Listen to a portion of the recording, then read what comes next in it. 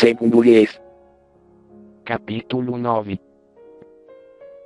Depois o profeta Eliseu chamou um dos filhos dos profetas, e lhe disse: cinge os teus lombos, toma na mão este vaso de azeite e vai a Ramote Gileade. Quando lá chegares, procura a Jeú, filho de Jeosafá, filho de Nissi, entra, faze que ele se levante do meio de seus irmãos, e leva-o para uma câmara interior. Toma, então, o vaso de azeite, derrama-o sobre a sua cabeça, e dize: assim diz o Senhor, ungir-te-ei sobre Israel. Então abre a porta, foge e não te detenhas. Foi, pois, o jovem profeta, a Ramote Gileade. E quando chegou, eis que os chefes do exército estavam sentados ali, e ele disse: chefe, tenho uma palavra para te dizer. E Jeú perguntou: a qual de todos nós? Respondeu Eliade: chefe. Então Jeú se levantou, e entrou na casa, e o mancebo derramou-lhe o azeite sobre a cabeça, e lhe disse: assim diz o Senhor Deus de Israel, ungir-te-ei sobre o povo do Senhor, sobre Israel. Ferirás a casa de Acabe, teu senhor, para que eu vingue da mão de Jezabel o sangue de meus servos, os profetas, e o sangue de todos os servos do Senhor. Pois toda a casa de Acabe perecerá, e destruirei de Acabe todo filho varão, tanto o escravo como o livre em Israel.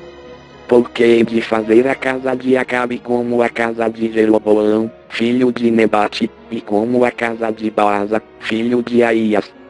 Os cães comerão a Jezabel no campo de Giziel, não haverá quem a enterre. Então o mancebo abriu a porta e fugiu. Saiu então Jeú aos servos de seu senhor, e um lhe perguntou: vai tudo bem? Por que veio a ti esse louco? E ele lhes respondeu: bem conheceis o homem e o seu falar. Mas eles replicaram: é mentira, dizem-no-lo, pedimos-te. Ao que disse Jeú: assim e assim ele me falou, dizendo: assim diz o Senhor, ungir-te-ei sobre Israel.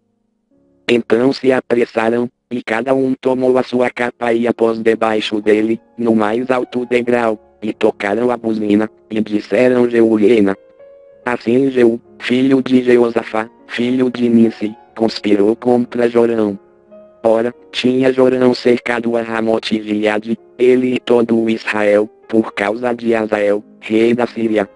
Porém o rei Jorão tinha voltado para se curar em Giziel das feridas que os sírios lhe fizeram, quando pelejou contra Azael, rei da Síria. E disse Jeú: se isto é o vosso parecer, ninguém escape nem saia da cidade para ir dar a nova em Giziel. Então Jeú subiu a um carro, e foi a Giziel, porque Jorão estava acamado ali, e também Acasias, rei de Judá, dissera para ver Jorão. O atalaia que estava na torre de Giziel viu a tropa de Jeú, que vinha, e disse: vejo uma tropa. Disse Jorão: toma um cavaleiro, e envia-o ao seu encontro a perguntar a paz. E o cavaleiro lhe foi ao encontro, e disse: assim diz o rei, a paz. Respondeu Jeú: que tens tu que fazer com a paz? Passa para trás de mim. E o atalaia deu aviso, dizendo: chegou a eles um mensageiro, porém não volta. Então Jorão enviou outro cavaleiro, e, chegando este a eles, disse: assim diz o rei, a paz. Respondeu Jeú: que tens tu que fazer com a paz? Passa para trás de mim. E o atalaia deu aviso, dizendo também: este chegou a eles, porém não volta, e o andar se parece com o andar de Jeú, filho de Nissi, porque anda furiosamente. Disse Jorão: aparelha-me o carro. E lhe aparelharam. Saiu Jorão, rei de Israel, com Acasias, rei de Judá, cada um em seu carro para irem ao encontro de Jeú, e o encontraram no campo de Nabote, o Gizielita. E sucedeu que, vendo Jorão a Jeú, perguntou a paz, Jeú. Respondeu ele: que paz, enquanto as prostituições da tua mãe Jezabel e as suas feitiçarias são tantas. Então Jorão deu volta, e fugiu, dizendo a Acasias a traição: Acasias. Mas Jeú, empesando o seu arco com toda a força, feriu Jorão entre as espáduas, e a flecha lhe saiu pelo coração, e ele caiu no seu carro. Disse então Jeú a Abdicar, seu ajudante, levanta-o, e lança-o no campo da herança de Nabote, o Gisraelita, pois lembra-te de indo eu e tu juntos a cavalo após seu pai Acabe. O Senhor pôs sobre ele esta sentença, dizendo: certamente vi ontem o sangue de Nabote e o sangue de seus filhos, diz o Senhor. E neste mesmo campo te retribuirei, diz o Senhor.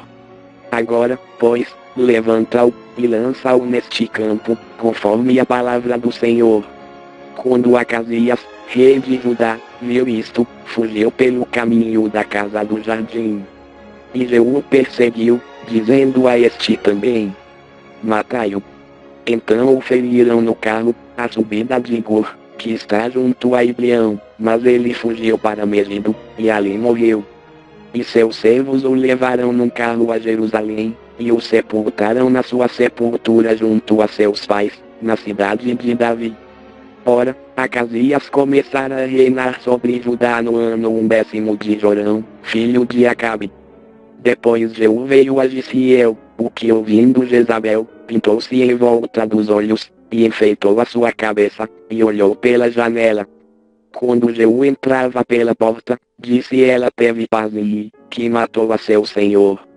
Ao que ele levantou o rosto para a janela e disse: quem é comigo, quem? E 2 ou 3 eunucos olharam para ele.